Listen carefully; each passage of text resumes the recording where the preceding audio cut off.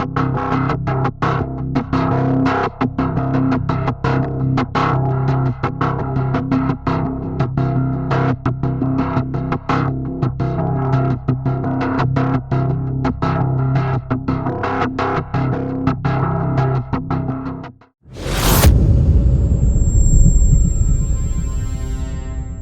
lupa nih mungkin, karena saya belajar untuk merenung, belajar untuk melihat flashback kehidupan saya atau inner child saya nih, pengalaman dari saya masih kecil. Oh iya, ini dia. Oh ini dia masalahnya. Oh ini dia. Oh kenapa saya akhirnya makin narkoba? Oh saya dulu seorang broken home. Jadi saya punya kekecewaan dalam diri saya gitu, yang saya tuh nggak bisa ungkapkan ke orang tua, sehingga akhirnya saya pendem gitu kan.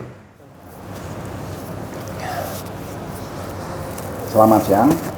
Halo guys, seluruh masyarakat Indonesia. Pada kesempatan hari ini saya kedatangan tamu yang luar biasa, Saudara Sandi Tumiwa, yang bersangkutan pernah terlibat narkoba. Mari kita dengarkan kesaksian bagaimana yang bersangkutan bisa sembuh dari narkoba dan menjadi pribadi yang berbeda setelah sembuh.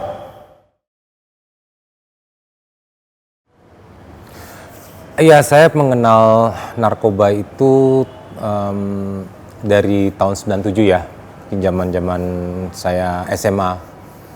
Biasa anak-anak gaul, kita bergaul, terus akhirnya saya pertama kali mencoba yaitu putau ya dulu. Saya pakai putau tahun 97 itu bersama kawan-kawan juga. Karena saya pengen dianggap aja gitu, dianggap keren gitu. Ini gue pakai putau loh, kayak gue mau eksistensi, saya mau tuh eksistensi ini loh diri saya coba-coba akhirnya. Tapi saya pada waktu itu bersyukur, kenapa? Ya bersyukur antara sedih dan bersyukur sih. Saya punya sahabat namanya Nakia itu meninggal. Dia ternyata banyak banget suntikannya di tangannya, dan saya dikasih tahu sama keluarganya dia meninggal, dikasih lihat banyak tangannya kesuntikan semua. Dari situ saya berhenti. Tapi saya kan nggak tahu pendidikannya, saya nggak tahu pengetahuan itu. Akhirnya saya mulai gantilah dengan berarti putau parah nih, saya nggak mau, gue serem gitu kan. Saya sedih banget di situ beneran. Tapi saya pakai sampai bikin bikin band namanya Nakia dulu. Waktu itu sama Irma Darmawangsa, ada artis ya Irma Darmawangsa. Saya bikin band nyanyi di daerah suatu kafe kan di sana tahun 97 ya, 97-an. Udah, setelah itu saya mulai coba yang lain dengan coba yang namanya Inex, bergaul sama yang lainnya namanya dugem, tempat dugem. Karena kan saya nggak tahu pengetahuan itu mengenai putau. Ya saya tahu teman saya meninggal, sahabat saya, orang terdekat saya meninggal, saya berhenti gitu. Saya nggak tahu juga, makanya karena saya nggak tahu itu akhirnya saya coba yang lain karena katanya fun, ya bener, akhirnya fun, seneng. Sampai singkat cerita saya mencoba yang substance yang zat yang saya suka itu adalah sabu. Gitu. Itulah rangkaian saya mengenal.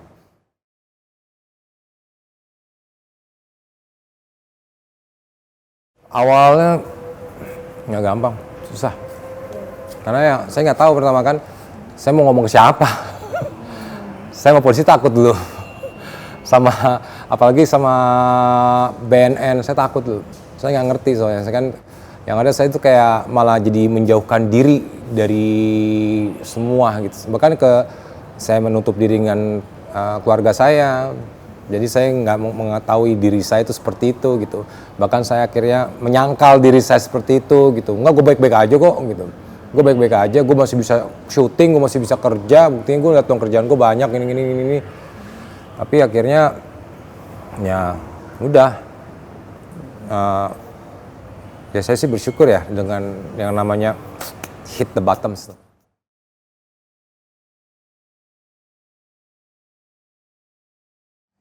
At the end memang hal yang bikin saya bisa lepas ibu saya, peran keluarga saya, almarhum ibu saya. Sebelum dia meninggal, dia memberikan pesan sama saya. Saya lagi di dalam waktu era pandemi kan, dari Salemba hanya bisa memberikan video call ya. Karena untuk bisa berhubungan dengan keluarga. Akhirnya saya cuma bisa ngelihat di video call ibu saya lagi disiram pakai bunga. Saya nggak bisa mandiin ibu saya cuma bisa ngeliat dia di video call, itu sakit banget. Jadi hanya gara-gara sebuah sabu yang cuman mungkin 700.000, 600.000, saya kehilangan orang-orang yang saya sayangin. Tuh.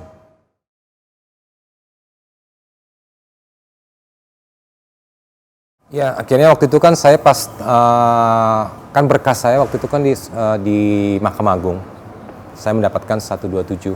Saya bersyukur. Akhirnya saya direhab kan. Memang akhirnya kan tapi karena lama waktunya akhirnya saya selesai di setahun 5 bulan ya. Karena kan lama persidangan ya. Akhirnya waktunya nggak cukup, saya bebas murni ya. Sehingga akhirnya saya sendiri memilih. Karena waktu itu juga almarhum ibu saya waktu sempat kan pernah kunjung datang ke tempat saya ditahan dulu kan di Salma, bilang, "Kamu kapan sih direhab?" gitu. "Mama pengen kamu direhab loh, San," gitu. Nah, itu yang selalu terngiang-ngiang saya, amanah mama saya itu minta saya direhab. Terus akhirnya beliau mengamanahkan saya, "Mama tuh nggak pengen apa-apa sama kamu, San. Mama cuma pengen kamu tuh jadi anak yang baik." Jadi 2 poin itu gitu. Sehingga akhirnya pas saya keluar dari tahanan, saya langsung meminta untuk ke rehabilitasi. Memang saya waktu itu kan diarahkan sama lawyer saya tidak ke BNN waktu itu ya, ke rehab yang lain gitu. Makanya dari sini pun saya terus ingin mendekatkan diri saya kepada tempat rehabilitasi center kan. Karena apa? Saya ingin terus mendapatkan pengajaran itu. Memang waktu di tempat rehabilitasi mengatakan, pertama-tama kamu harus sadar kalau kamu itu udah berantakan. Saya pas di dalam isolasi, waktu saya akhirnya memilih ke tempat rehabilitasi itu, ya saya dibilang sama salah satu konselor bilang begitu, "Kamu harus sadar kalau kamu itu berantakan." "Enggak ya udah diam aja dulu, kamu pikirin aja dulu," gitu kan. Akhirnya saya baru sadar, oh iya. Pas saya akhirnya mungkin waktu demi waktu saya diem di tempat isolasi itu, saya memikirkan diri saya, apa yang terjadi dalam diri saya. Walaupun saya memilih loh, saya kan memilih ke rehab kan. Akhir sampai ke ibu semua, oh iya ya, gue udah hancur banget hidup gue ya. Gue udah kehilangan semua yang gue sayang ibaratnya. Gue sekarang tinggal sendiri gitu kan. Dan gue sadarin, iya gue salah.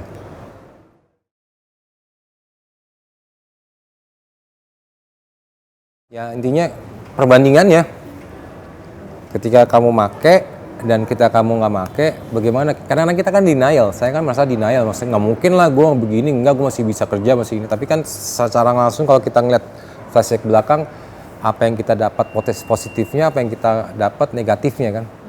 Ternyata yang saya sadarin dalam diri saya banyak banget negatifnya.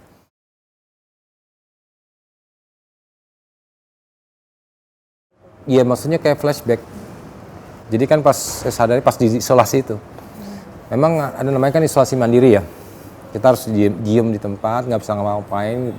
Kita kan biasanya kan struggle pengen cari barang itu kan. Kalau kita yang namanya udah sogas ya udah parah, gue pengen banget nyari itu barang. Gue pengen mau nyabu, gue pengen banget misalnya kalau gue saya sukanya kan itu sabu. Saya pengen banget cari gitu.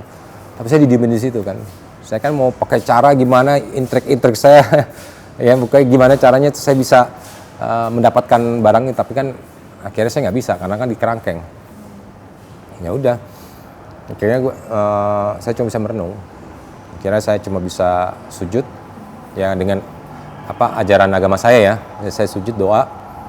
Akhirnya di situ saya merenung atau namanya tafakur, merenung. Akhirnya saya memikirkan, oh iya. Makanya saya bisa tahu. Dulu kan saya lupa nih mungkin, karena saya belajar untuk merenung, belajar untuk melihat flashback kehidupan saya atau inner child saya nih.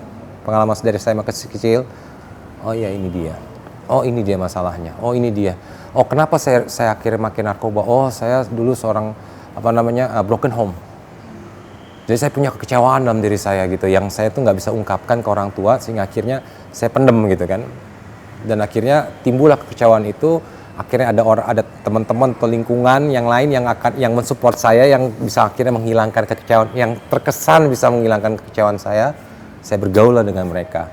Dan ternyata pergaulan itu salah. Karena pergaulan mereka kan mungkin ya karena wajar ya anak muda zaman dulu itu kan pengennya ya kalau drugs itu keren. kata mereka gitu. Padahal yang saya tahu sekarang drugs itu ya not keren, berantakan hidup lo at the end gitu.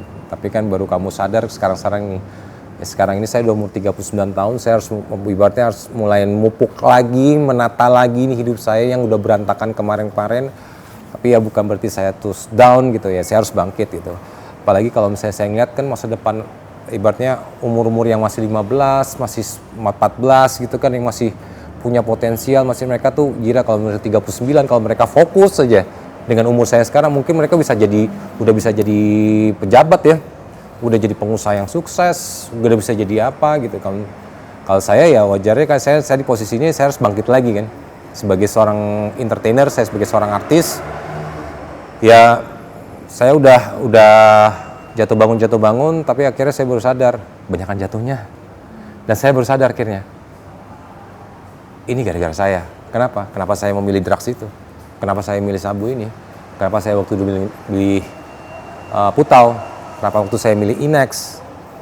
Kenapa saya ambil yang namanya semua lah barang-barang yang kalau dibilang haram. Haram itu kenapa? Karena menghancurkan diri kita. Itu haram. Jadi benar saya sadar itu. Kayak gitu.